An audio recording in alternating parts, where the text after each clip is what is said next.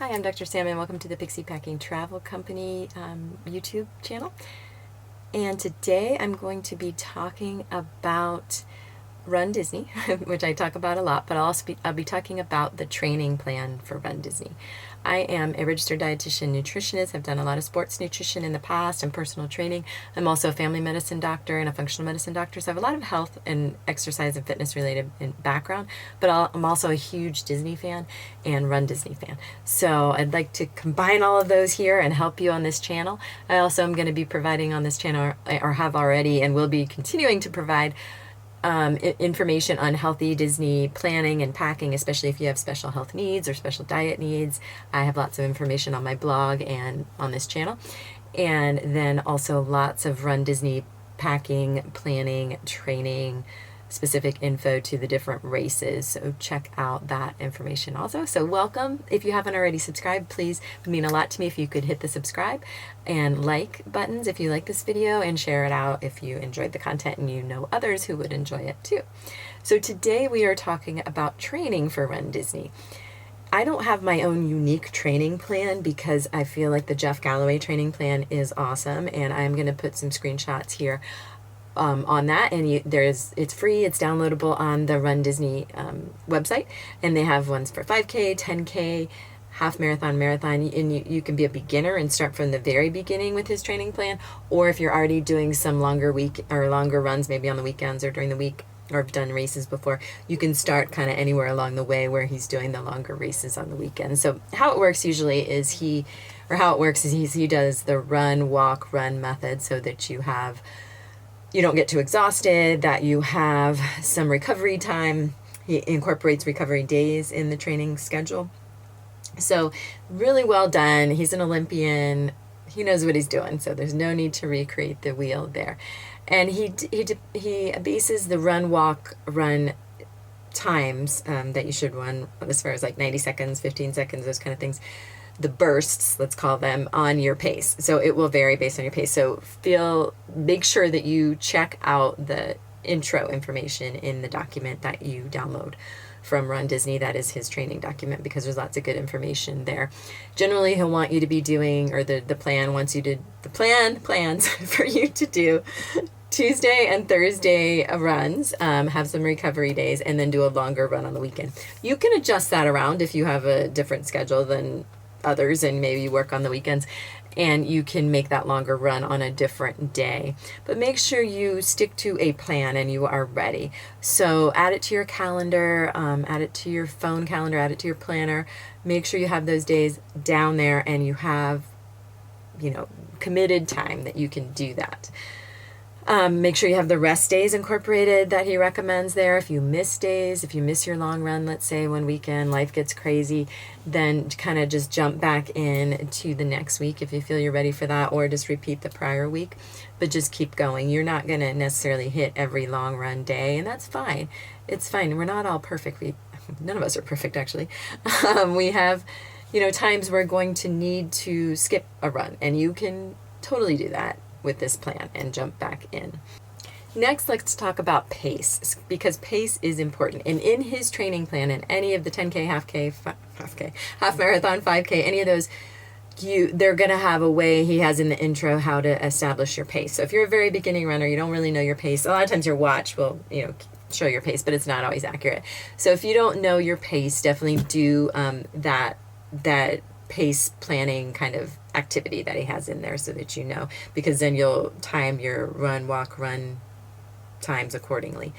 But you need to keep a 16-minute mile pace for any of the 10K, the half marathon, or the full marathon, or any of the challenges that you might do that combine them. So you got to train for that. And what I recommend is training to at least have a 15-minute mile, because you need that buffer time. You're going to stop for water. You're going to stop for pictures if you have time. You're going to, stop for character pictures and regular pictures too. So you don't want to be too stressed. So make sure you're keeping that pace. And that's, pretty easy to keep for most people, but if you're a beginner, you may not be used to having to have a pace.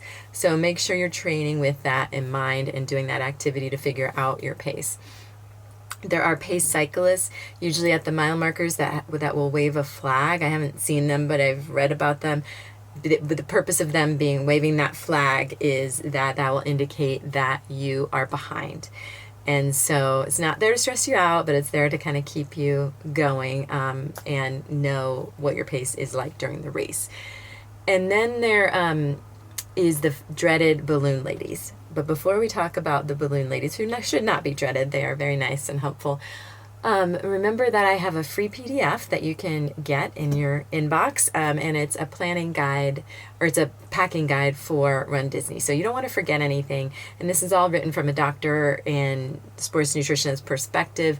So you will be prepared if you have this packing guide, and I've got some information on there. I also have some other PDFs coming for meal planning and making sure you get the right nutrients for your Run Disney, because you pay a lot for these races, as I mentioned in some of my other videos, and as you know if you've already registered. So you want to be as prepared as you can and have a good race day. So check that out. The balloon ladies. So who the balloon ladies are is they are volunteers that keep the 16-minute mile pace going, so that when you see ladies behind you with big Mickey kind of balloons, that you better hurry up. You better keep going. And they're there really to just kind of keep you encouraged and keep you going. They're not there to be mean or kick you out of the race. There are sweepers that come along on bicycles behind them that will sweep you out of the race, meaning kick you out of the race basically, if you're behind the balloon ladies. But if you stay in front of the balloon ladies, you are golden. So they are volunteers. Be nice to them. They will be nice to you. You want to have a balloon lady buffer.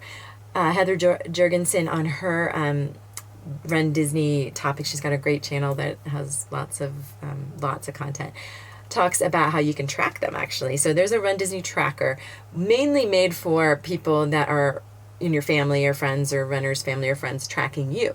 But you can get the bib number for the balloon ladies, or at least one of them, and they'll usually post it on a Facebook group. You can look at Heather Jorgensen's channel to figure out more information on that.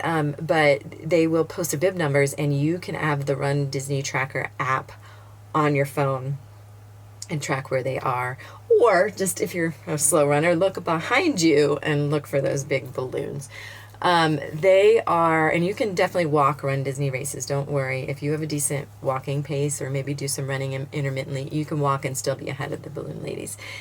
So they are, when their corral starts, that starts the 16-minute mile pace. So being in a further corral ahead of them, knowing their bib numbers ahead of time, you'll know how far ahead you are in the corral, and you have some buffer room then. So that's your balloon lady buffer there. But you definitely want to stay away from this, or stay ahead of the cyclists who are going to sweep you out, because you want to be prepared for that race day, and you don't want to get swept out and ruin your race day. It's not the end of the world. You still participated, but try to plan and pace and train so that you are not swept out. Okay, so don't be afraid of the balloon ladies. Know that they are there to encourage you, keep you up on that 16-minute mile pace, and help you finish that race. The other thing I talked about in my other video on planning is make sure you plan what characters you want to take pictures with. Make sure you plan what locations you want to take pictures with. You need to build that into your buffer as well, that you're going to stop 5 minutes for a picture with, Minnie Mouse or Daisy or Jack Sparrow or whoever you want to take a picture with. You need to plan that into your training, especially if you're not a fast runner, which I am not. So I just was afraid to stop too many times. I usually choose 3 that I stop for, and then just random pictures along the way that I know I will encounter, like the castle, like the gates to the Magic Kingdom. Oh, Epcot, some of the pavilions that you run by. You can get ready and know where you want to take that picture. So, and then the other thing I mentioned in my other video too, but it's important in training, make sure you train in your costume if you do costumes. So see my Run Disney planning video for more information, and make sure that you layer. You always want to be sure that you layer. It is going to be cold in the morning. You're going to be there, like I said in my planning video, at 3:30 a.m., 4 a.m. It can be cold. I'm a Floridian at heart. I grew up in Florida until my 20s, and then I live in Colorado. But it's that humid kind of cold. And so you want layers, and then you can have throwaway layers that you throw to the side. Don't throw them at any runners or in any runners' paths. Go to the side and put them out there, and then Disney will collect them. And even if it's part of your costume, you can put it out there. Disney will collect and donate those items. So don't feel guilty about that, but make sure you don't put them in anybody's way either. I chose to have mine with me. I like to, have things I'm comfortable in, and I don't really like to throw things away that I like. So I just tie it around my waist. But I also wear a running belt that has, my own electrolyte kind of mixes that I like in there, and snacks, because I have a special diet, gluten-free, vegetarian, in my fuel that I like. I don't like to do just glucose fuel, and I'll have more of that information in my newsletters and my packing videos. But make sure you have some layers. And that's another point. If you haven't trained with a running belt where you have some your snacks and drinks and phone and everything, make sure you run with that. You use that on your long runs if you're doing the longer runs, and that what that feels like, and that doesn't bother you. I love it. I like having everything with me, but if some people just like to have a simple running belt, and I'll put some links in the description on the ones I've seen and used before. And the bigger belt that I use with everything in it, I'll have a link for that, just so you know what I'm talking about, and you can try things out. But some people like to go simple or have a costume, and they don't like to have a lot of stuff with them. Everybody's different. Do your own thing. Don't feel pressure, but make sure you train in whatever you're going to wear, and that you have layers also. So that is my kind of rundown on training, and I will have some links for you to the site where Jeff Galloway's training plan is. Please drop me a line in the comments, drop me a question, join some of the running groups, follow me on Instagram at Pixie Packing Travel Company, and look at my blog where I mention lots of Run Disney, Healthy Disney, kind of all kinds of information from a doctor and nutritionist perspective and Disney expert, because I am a travel planner. And if you need help planning a healthy travel, or you have special health needs, or a Run Disney vacation, it's free for you to use a travel planner, and it really takes a lot of stress off your shoulders. And I really enjoy doing it. So check out my website, or message me on Instagram, and we can do that. And if you haven't already, please subscribe and like. This is a new channel, and I would love your support. And I thank you for joining me, and let's run Disney together.